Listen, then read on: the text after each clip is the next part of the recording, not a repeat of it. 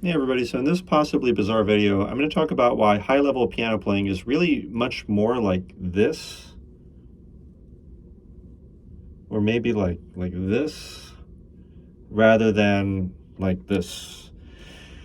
And this was something very similar to what my own former great teacher said to me. I think near when I first started studying with him, that piano playing is maybe much more like this, and I was like, I have no idea what you're talking about. I also suspect that he is Yoda in human form, possibly. But anyway, I'm going to go into what the heck this means and what are the implications for piano playing. So, in this channel, I hope to share with you guys strategies, thoughts, mindsets, etc., often of my own creation that I hope will help you in your piano playing, hopefully other areas of your life as well.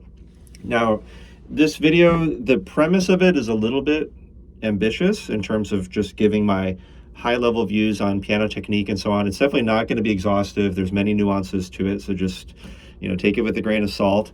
But in general, I would say that many people are under the impression that when we're playing, let's say, virtuosic pieces, or we're playing very complex pieces, and it could also be beautiful lyrical pieces in these thought experiments, that playing the piano is primarily about using the fingers like this, when really there's so much that's involved in terms of wrist and arm and other motions.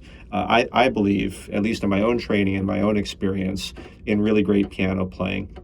And not all these concepts are universally agreed upon, but I think a lot of them are. And I also have some particular views of my own. I mean, if you search David Chang physical methodology, I have a playlist, called Physical Methodology on my channel, where it's basically my own views of technique. They are things that I learned from conservatory and from my own great teacher, but it's also kind of my own answer as well to things where I apparently wasn't talented enough that I was just told these concepts and then I could just like magically move and effortlessly play every single passage. I also added some other concepts of my own that I'll try to describe at a high level here. So one thing in terms of piano technique is I actually am not really of the school of thought where I am advocating fingers that are like this. And sometimes I'll actually see this, in YouTube shorts or a variety of different YouTube channels. And some of it I think is maybe a little bit of a different school of thinking, where the fingers, I believe, are actually overly curled. I mean, this looks tense to me. Even this looks excessive. I didn't think that I thought about it in this way, but at this point, I'm accepting. I advocate a relatively straighter fingered approach, never overextended, never tense, but it's much more close, I think, to kind of what your hand is already naturally doing when it's just resting at your side or you're not doing anything. Sometimes there's this hand cupped gently over the knee sort of idea that I really like. There's still a shape inside, but this is probably my default hand position much of the time. If you search David Chang hand shape and orientation, I have 2 different videos on that. It's also in the physical methodology playlist, where I go into a lot more detail, also physically at the piano. But in some ways, being away from the piano, I can kind of explain these concepts in a different way here, which I actually rather like. And so this is kind of enough for me. I surprisingly, maybe I don't fixate in teaching students on like the knuckle, or you got to stand up this and then they got to look exactly like this. Some people are a little more double jointed. Everybody's hands are different. If you find that it really works well, like you're not able to get good tone production without thinking about this or about this, that's of course totally fine. I think my answer is in just listening and working with different students' hands, that there are some people who maybe some of these joints collapse a lot more easily, or they're a little more flexible in certain areas, and it hasn't affected the beauty of the sound, at least for my students and for myself. And so, so for me, it's like these are not like totally collapsed, but it's just like very gentle. This gently cupping over the knee, like whatever your hand is already kind of naturally doing. And then if we're at a piano, there's still like a little bit of a space inside. The thumb pretty much looks like this, if you can see. So my thumb happens to be kind of just straight and relaxed. Some people's thumbs are naturally like a little bit bent, but most people's, they're pretty much straight. And so I don't really bend the thumbs except in playing, let's say, staccatissimo, super, super short notes, or maybe in very, very fast repeated notes. Other than that, like for the most part, I try to keep it pretty much like that. And then these fingers, like they're pretty much what I'm doing when I'm not doing anything really, right? This whole doing by not doing type of thing. So so that's my thought there in terms of the general hand shape. And then there are times when I want to play with even flatter fingers than that, if especially if they're black keys, if it's chords at the edges of my reach, or if I want to get a legatissimo, super connected, like caressing, molding clay sort of touch. But there was somebody that had commented once, like, "Oh, like you're playing with straighter fingers. Like, how do you do that without getting sore?" Well, I'm not going like this. Like, so this would be kind of my normal, like if I'm playing like fast passages sort of shape, something like this. There's still a little bit of a shape, but it's quite gentle. It's actually not like this at all. And then if I'm playing straighter finger, then it's maybe like that. But it's still very, very relaxed. Like this feels very easy to me. So I think a lot of it is about reasoning from ease. Everything, like we as pianists are blessed because now, don't hate me, violinists or string players or other, but I, in my humble opinion, piano technique, it feels a lot more natural to the body than like a violin, where, and I don't know how to properly hold a violin, but it's not as natural. You've got to like hold down certain strings and so on, and bow, and as opposed to like I think really great piano playing, it should feel largely effortless. Obviously, there's still, like, you don't want your arms to just fall off the keyboard entirely of the piano or just slump over at the piano because you're so relaxed. Yes, it takes some, I mean, you can call it like tension, like we pianists try to stay away from that, but it's like we need some force, like in terms of physics, to strike the keys so that the hammer can hit the strings and so on. That I admit.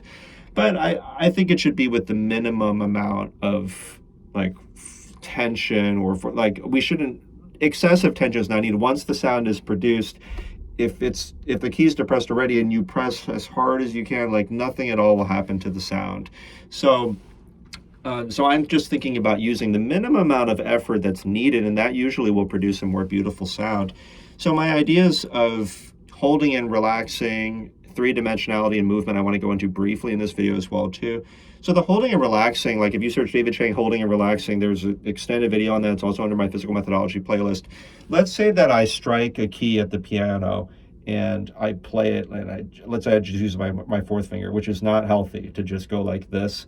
So if I did that, I mean, that's a matter of relaxing all my other fingers, relaxing my wrist, elbow area, arm, shoulder. Like if I'm like this, I release that, I release this. So, and then I go back to kind of like my natural hand shape that I was talking about earlier. So if I'm actually like overly curled, I relax that. If I'm like extended or something, if fingers are in the air, but like the obvious things, of course, I relax. Even this fourth finger that's holding, I am not going to press it excessively either. It's just holding there with the minimum amount of effort, as much gravity as possible. And so, I'm just gently holding this, and it's a balancing act. My whole arm weight is basically balanced here. The more I let go of like shoulder, elbow, everything like that, the more that this weight will just mainly be hanging here because of gravity. And then sometimes, like maybe this is like totally collapsed and then I'm not intending to, and I do want a little bit of this structure because maybe I'm playing like a fast passage. I'm not playing something that's super, super legato or legatissimo, super connected, or like a student's is like this. And then I'll say something, oh, I think you can have a little bit of a space here in your hand, not huge, but just a little bit. And sometimes when the student raises their wrist, then maybe the shoulder also goes. I'm like, oh, no, you can let go of your shoulder. When you raise your wrist, that's actually independent of the shoulder. And then everything else here is relaxed. This is relaxed. And so that's the holding and relaxing. I mean, it could be about relaxing fingers, could be about relaxing other parts of the body. Now, it might seem bizarre to do this away from the piano. In my holding and relaxing video, I do it at the piano, and if that's, of course, helpful in its own way. But I think sometimes it's actually helpful to remove the piano and just think about what it is that's actually happening here, where you play this key, and it's as similar as possible to if your hand's in your lap or you're walking down the street, almost nothing's happening. As similar as possible to if you put your hand on the piano keyboard and you're not playing anything. And then when you play a single note or a group of notes and then you hold it, it feels largely almost the same as when you're doing nothing.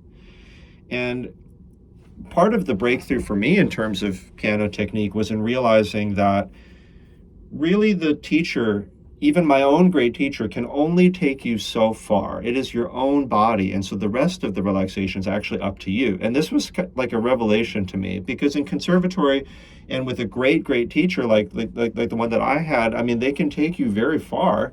They can say like, hey, don't just like slam down your fingers. You gotta, not have your fingers in the air, and then you can release your wrist like this, so that you can transfer the weight onto different fingers, and you can play with the beautiful. You're more likely to be able to play with a beautiful sound this way, and you won't get sore or injured. Okay. And then your elbows way off to the side, your shoulders in the air. So I can see that. So you got to relax that, and then in person, maybe the professor can even reach over and physically touch your shoulder and be like, "Hey, this is tense." Then relax that. Okay. So then we take care of the obvious things. We take care of this. We take care of like this misalignment where your elbow's way off to the side, or your hand is ahead of your arm weight or something. And then we take care of like this type of motion.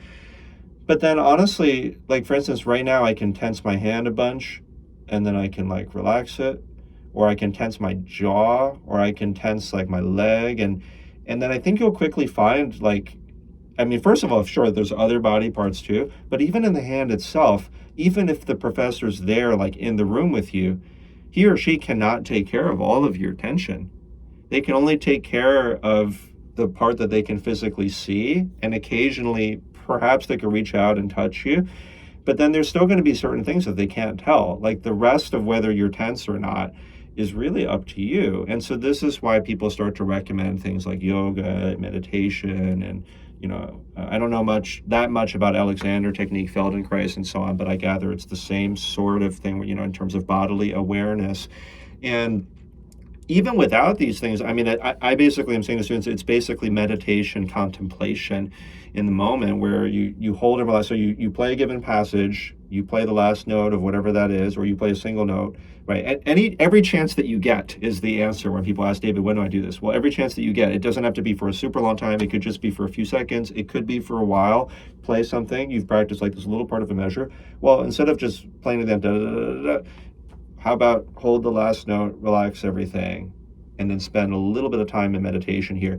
I mean, I think having some more extended sessions and meditation, like it could be even like 30, 40 seconds, pretty long. That could be really, really helpful in terms of technique. That's why I say it's sort of like the ultimate exercise in some ways, because if you're starting to become more aware of if there's tension in other parts of your body, that could help you tremendously, more than hours and hours of practice. But then, of course, practically speaking, like, you are where you are in terms of technique. You can't afford to spend like a minute or two in meditation every single time playing a little passage. So then you just take like a second, and then you at least relax these fingers, relax the best that you can, and soon it will start to become habitual, where just habitually, anytime you play any kind of even little section, you play something, you hold that, and then you'll relax it. And then that relaxation will start to seep into your playing over time. Even if your so-called bad habits come back when you go back to normal speed, when you play larger sections, rest assured, if you continue to practice this holding and relaxing concept, which is really just holding the last note or chord of whatever little or large section you're practicing, relaxing everything, meditating for even a second, a few seconds, like I used to think, like, is this really going to work? Is it really going to work? Because my other habits, my fingers are still in the air when I go back to like normal speed and so on. It really does work over time. Like for every technique that I've played, you could search my YouTube shorts and so on if you want to see me playing other things. I eventually corrected any kind of bad habit that I may have had before, and it's brought me to new technical heights by just pretty religiously practicing this on a regular basis. So in terms of So that's kind of holding and relaxing in a nutshell, where you're really just trying to return to this pretty natural hand shape that I was discussing. And again, the hand shape and orientation videos, if you search that in my name, if you search holding and relaxing in my name, you can find some other details, and at the piano. But again, I think away from the piano, it's kind of providing its own useful perspective. And this way, sometimes we can actually focus even more on the technique without being distracted with the sound of the piano, where we're trying to do this whole like do by not doing, by spending as little effort really as is as needed. So no excessive effort, no excessive pressing or forcing. So that is and as you start to do this and you relax and you feel this weight here, and I say like, oh, restrike that note, it should likely be with a greater percentage of arm weight now, greater percentage of gravity. And so it doesn't take this effortful, like, pressing hard, which would hurt you over time anyway. But rather it's like, okay, relax, relax. Okay, now this finger's here with the minimum amount of effort necessary. I feel nice and relaxed and comfortable here. I'm going to restrike the note. Maybe lifting the whole hand up would help. Eventually, there is still a distance from the top of the key to like the point of sound, so you could still draw from there, but it might be easier to raise your whole hand.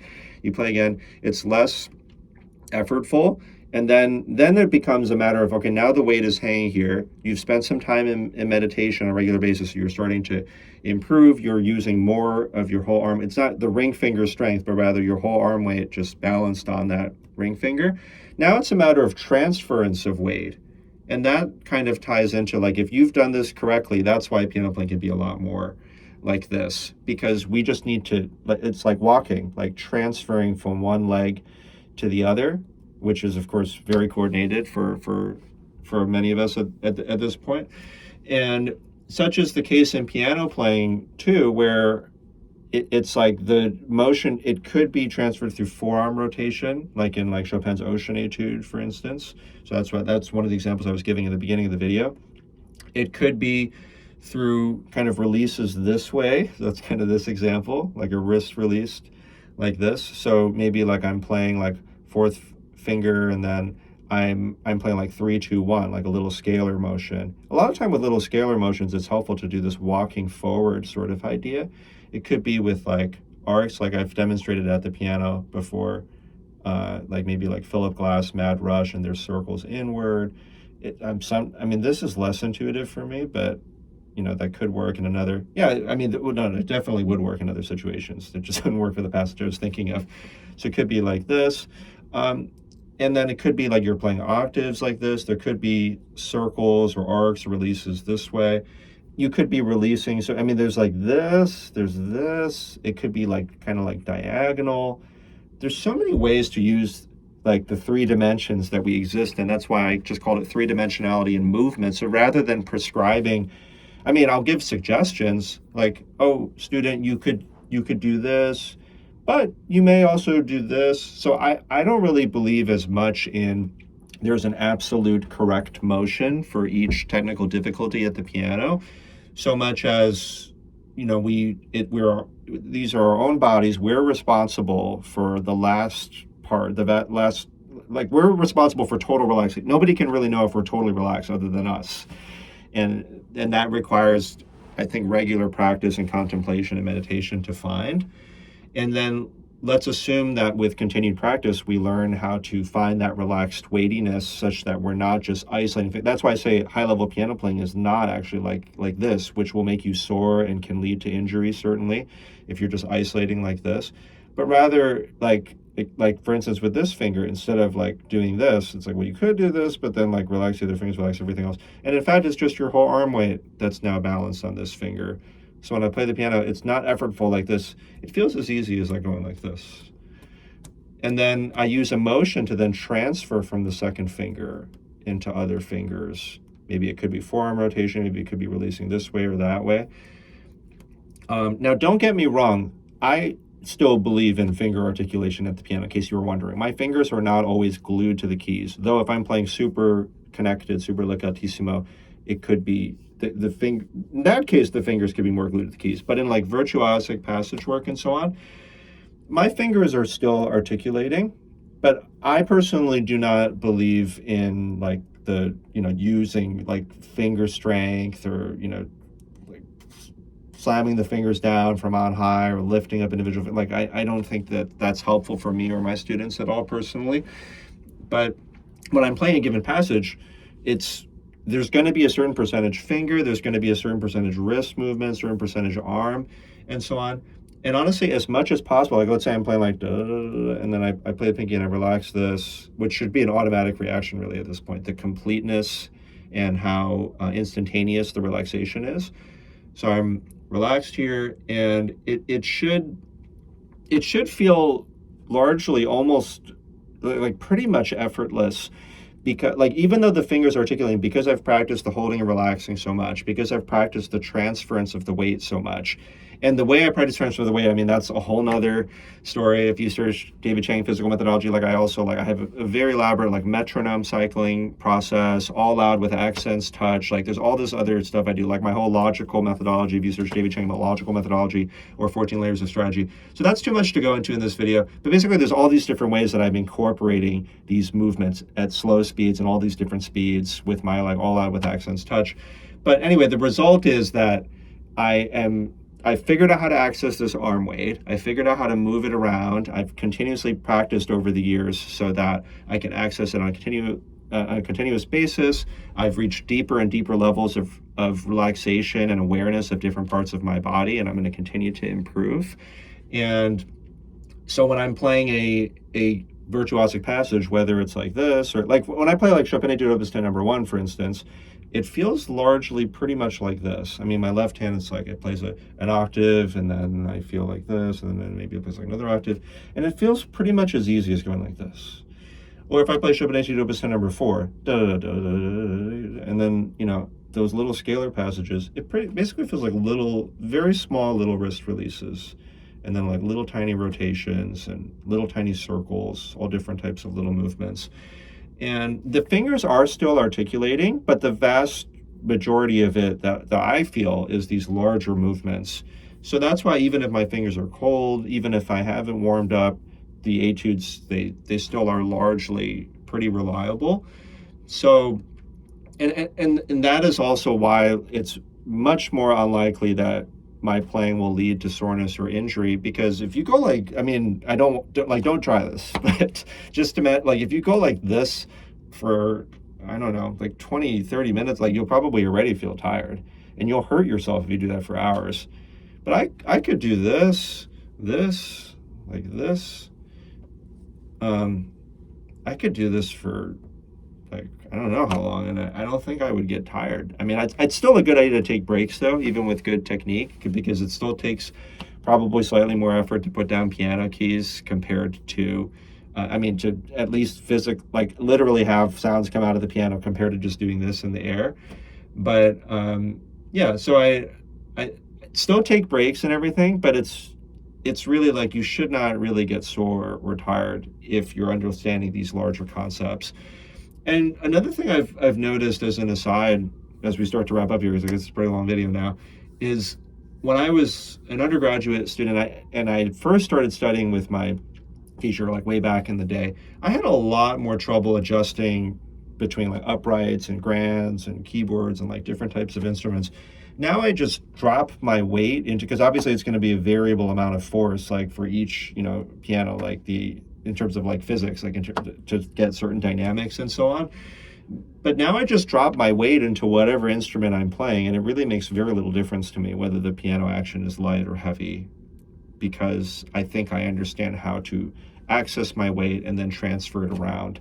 So let me see if I missed anything here.